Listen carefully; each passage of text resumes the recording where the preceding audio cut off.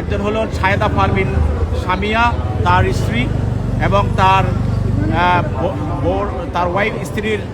বড় ভাই ওয়াহিদ আহমেদ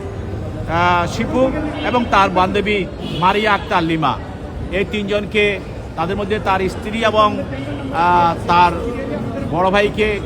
নরসিং থেকে গ্রেপ্তার করা হয় এবং তার বান্ধবী মারিয়াকে বাড্ডা থেকে গ্রেপ্তার করা হয়।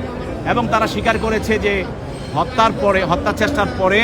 বা তার হাদিকে গুলি করার পরে যে আসামি তাদের ওখানে ছিল। এরপর তাদের লগে কথাবার্তা 2-1 দিন আগে কথাবার্তা হয়েছে এবং তার প্রথম স্ত্রী বলেছে যে তার বান্ধবী মারিয়ার সঙ্গে সে থাকতো এবং এখানে ঘটনার পর তার কাছে গিয়েছিল। এখন আমরা এদেরকে গ্রেপ্তার করার পর তাদেরকে তদন্তকারী কর্মকর্তা আজকে 7 দিনের রিমান্ড চেয়েছেন, যে প্রধান আসামি যে গুলি করেছে সে ফয়সাল দাউদ, তাকে ফাইন্ড আউট করার জন্য, খুঁজে বের করার জন্য, এবং কোথায় কিভাবে সে আছে এবং কীভাবে সে কোথায় থাকতে পারে সব কিছু বিবেচনা করে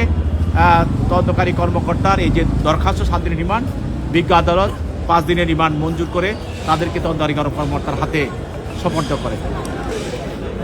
তিনি বলল যে সে 2-3 দিন আগে তার এখানে